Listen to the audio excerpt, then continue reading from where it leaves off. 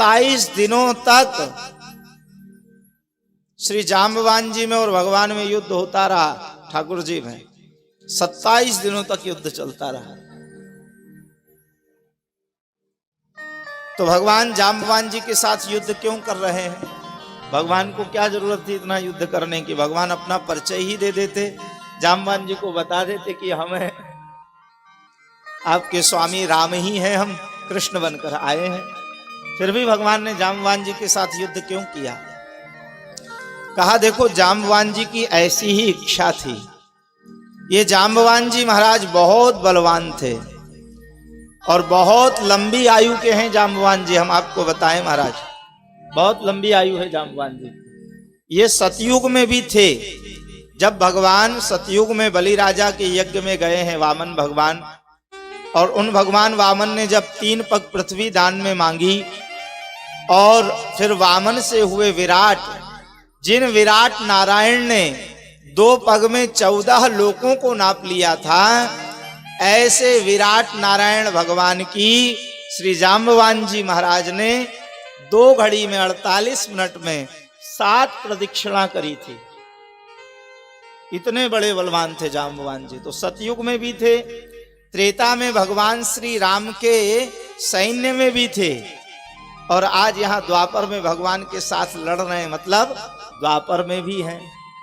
तो बहुत लंबी आयु थी इनकी।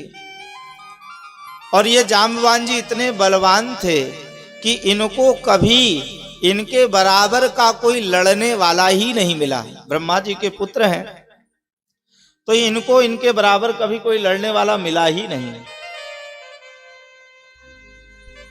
अरे रावण के साथ भी जब युद्ध हुआ तो केवल एक ही मुष्टिका का प्रहार किया तो रावण मूर्छित होकर गिर पड़ा। इनसे लड़ता क्या? बोलो राधे राधे। तो इनको इनके बराबर कभी कोई लड़ने वाला मिला नहीं था।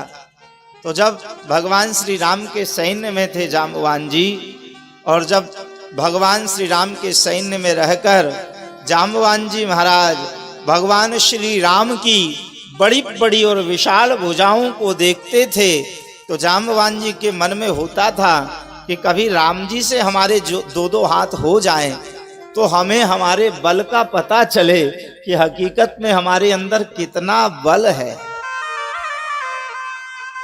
क्योंकि जो पहलवान लोग होते हैं ना महाराज, वो अपनी टक्कर का ही पहलवान ढूंढते हैं।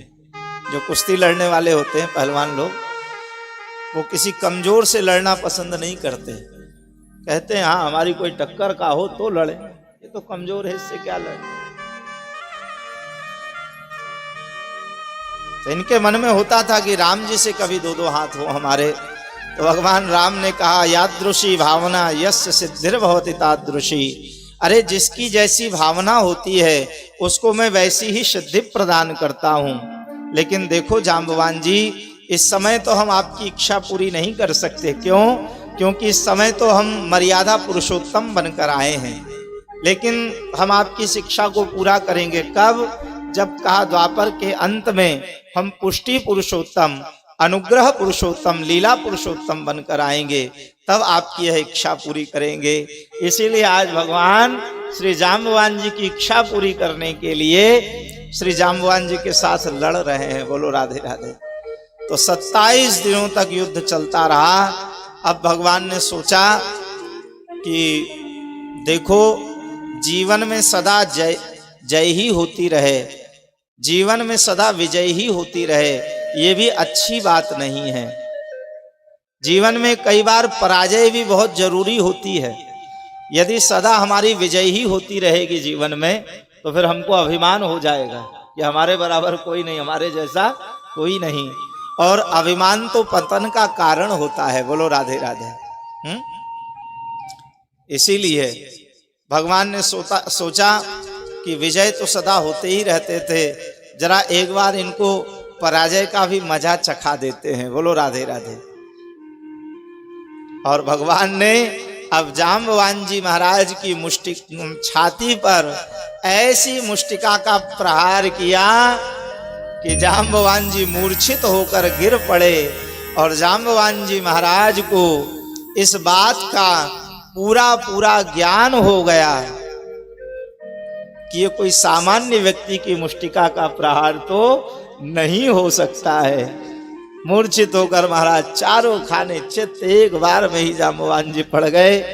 और जब होश आया, थोड़ा चक्कर खाकर गिरे हैं, होश आया, तब तक तो कुछ पहचान ही गए थे भगवान को, और हाथ जोड़कर खड़े हुए, नाथ मैं आपको पहचान नहीं पाया। कहा अभी भी नहीं पहचाने जाम्बवान जी? कहा महाराज पहचान तो गया हूं, लेकिन बस अपनी शंका का निवारण करना चाहता हूं। कहा कैसे मिटेगी आपकी शंका, कैसे आपको विश्वास होगा? कहा बस कुछ नहीं नाथ। और जाम्बवान जी आए हैं भगवान के पास हाथ जोड़कर, और भगवान के वक्षस्थल पर जो पीला पीतांबर पड़ा हुआ था महाराज, उस पीले पीतांबर को जैसे ही जाम्बवान जी महाराज ने हटाया तो भृगु पद चिन्ह से भगवान का वक्षस्थल चिन्हित था। देखते ही पहचान गए, तुरंत चरणों में गिर पड़े जाम्बवान जी। नाथ आप? बोले हाँ जाम्बवान जी, रामावतार में आपकी इच्छा थी ना हमसे दो दो हाथ करने की, सो आपकी इच्छा पूरी करने के लिए हम आए थे। नाथ बड़ी कृपा करी, मेरे लिए आज्ञा करिए, मैं आपकी क्या सेवा कर सकता हूँ?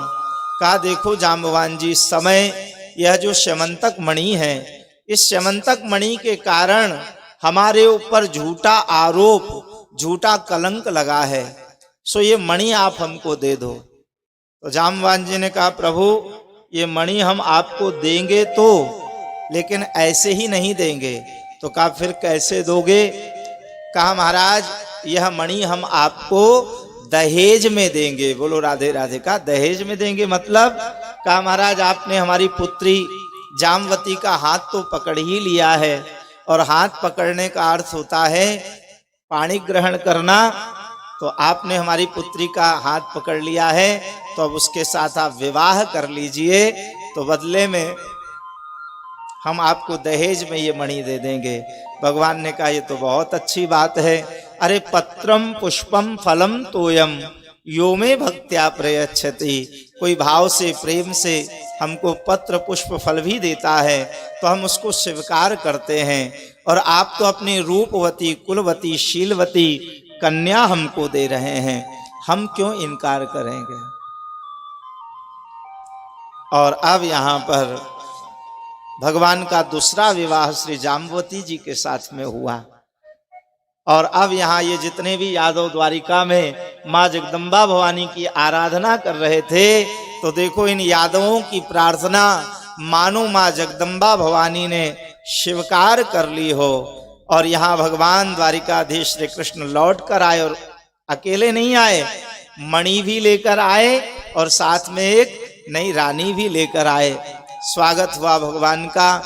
अब भगवान ने सत्राजीत यादव को बुलाया और वह मणि दी। कहा लो भैया ये अपनी मणि संभाल कर रखो अपने पास, तुमने हमारे ऊपर जो झूठा आरोप झूठा कलंक लगाया था सो तो गलत था,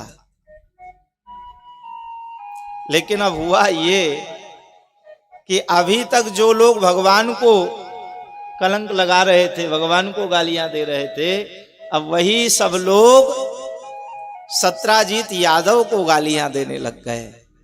ये संसार ऐसा ही विचित्र है महाराज, कब आपके पक्ष में बोलने लगे और कब आपके विरोध में खड़ा हो जाए इसका कोई ठिकाना नहीं है। सदा आपके समर्थन में ही लोग लगे रहें ये जरूरी नहीं है।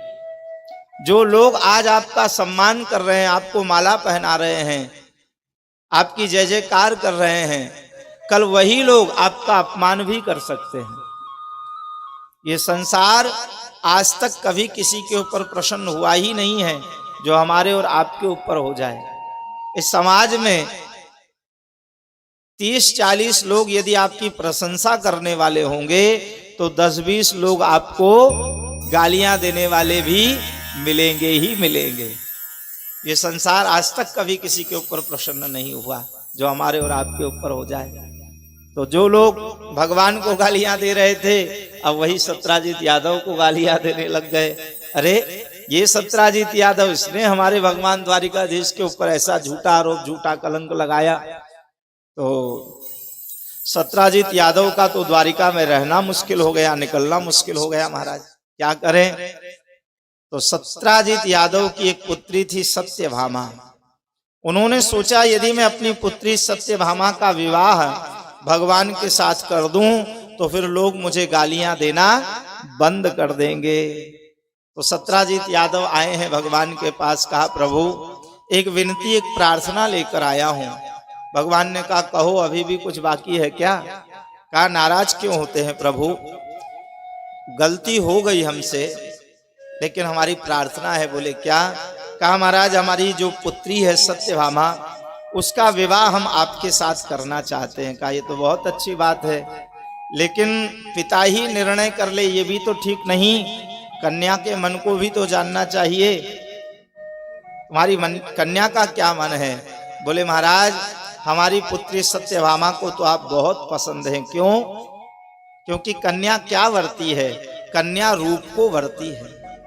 देखो विवाह में कौन क्या क्या देखता है, एक सूक्ति बताई है, कन्या वरयते रूपम माता वित्तम पिता श्रुतम ओ बांधवा कुलमिक्षन्ति मिष्ठान्नम इतरे जनाः। कन्या वरयते रूपम, कन्या रूप को वरती है, सुंदर होना चाहिए। और माता वित्तम, माँ क्या देखती है? माँ कहती है पैसे वाला होना चाहिए, मेरी बेटी जाकर राज करे, मोटर कार में घूमे, नौकर चाकर उसकी सेवा करे, माता वित्तम। और पिता श्रुतम, पिताजी क्या कहते हैं? पढ़ा लिखा होना चाहिए, होशियार होना चाहिए, बुद्धिमान होना चाहिए, पैसा आज नहीं है कल हो जाएगा, लेकिन होशियार होना चाहिए। और बांधवा कुलमिक्षन्ति, जो हमारे सगे संबंधी रिश्तेदार नातेदार हैं, वो क्या कहते हैं? अरे भैया अच्छा कुल देखो, अच्छा खानदान देखो, अच्छे कुल में अच्छे खानदान में कन्या का विवाह करना। और अन्य जो लोग होते हैं उनको किसमें रस होता है? का मिष्ठान्नम इतरे जनाः, वो तो कहते हैं अरे भैया विवाह करो ना, मुंह कब मीठा करा रहे हो, हमको मिठाई कब खिलाओगे? तो कन्या रूप को वरती है। और हे नंदनंदन, हे श्याम सुंदर, हे घनश्याम, त्रिभुवन में आपके समान दूसरा कोई सौंदर्यवान है ही नहीं, इसीलिए हमारी कन्या को आप बहुत पसंद हैं। तो भगवान ने कहा ठीक है, फिर हम भी तैयार हैं। और भगवान का तीसरा विवाह श्री सत्यभामा जी के साथ में हुआ है। देखो ये जो अष्टधा प्रकृति है, यह अष्टधा प्रकृति ही परमात्मा की सेवा में उपस्थित हुई है। ये सत्यभामा जी पृथ्वी का रूप है, मां पृथ्वी ही सत्यभामा बनकर आई हैं। तो सत्यभामा जी के साथ भगवान का विवाह हो गया, लेकिन समंतक मणि का आख्यान यहीं पर समाप्त नहीं हुआ। बोलो राधे राधे।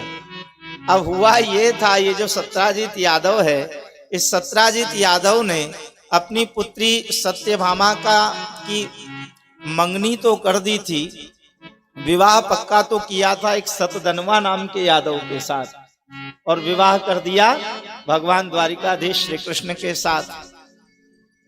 तो अक्रूर जी महाराज ने और कृतवर्मा ने, दोनों ने मिलकर सतधनवा को ऐसा उकसाया कि अरे भैया सतधनवा, ये तो सत्राजीत यादव ने तुम्हारे साथ बड़ा धोखा किया, विवाह पक्का तो तुम्हारे साथ किया था और कर दिया द्वारिकाधीश श्री कृष्ण के साथ।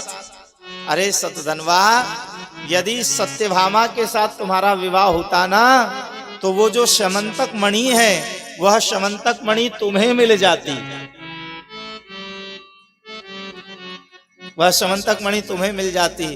कोई बात नहीं, कन्या न मिली न सही, लेकिन मणि तो ले लो, मणि तो अभी भी सत्राजीत यादव के ही पास में है।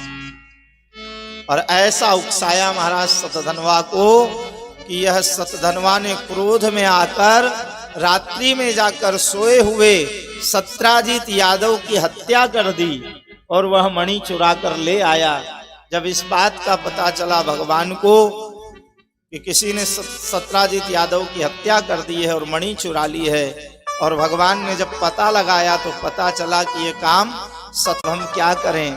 तो अक्रूर जी ने कहा फिर तुम हमारे पास क्यों आए हो, अपने साथ में हमको भी मरवाओगे? कहा अरे आपके ही कहने पर तो हमने मणि चुराई थी। कहा हम कहेंगे कुएं में कूद जाओ तो कूद जाओगे? तुम्हारे अंदर बुद्धि नहीं है? हा?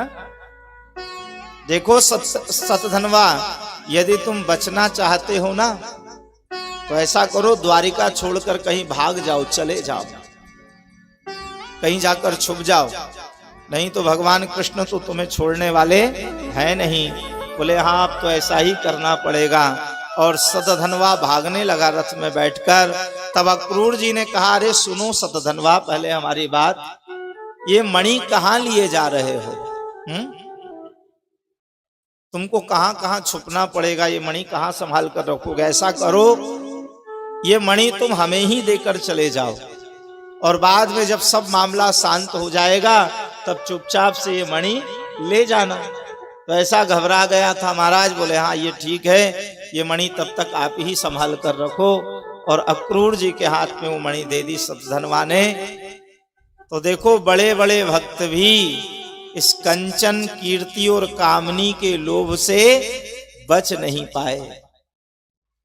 अक्रूर जी महाराज को भी उस मणि से निकल रहे हुए सोने में लालच हुआ,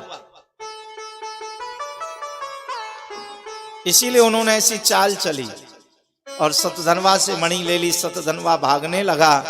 अब तो यहां पर जैसे ही भगवान ने सतधनवा को भागते हुए देखा द्वारिका से बाहर, भगवान ने अपना सुदर्शन चक्र छोड़ा और चक्र छूटते ही महाराज सतधनवा का मस्तक कट गया, सतधनवा मारा गया।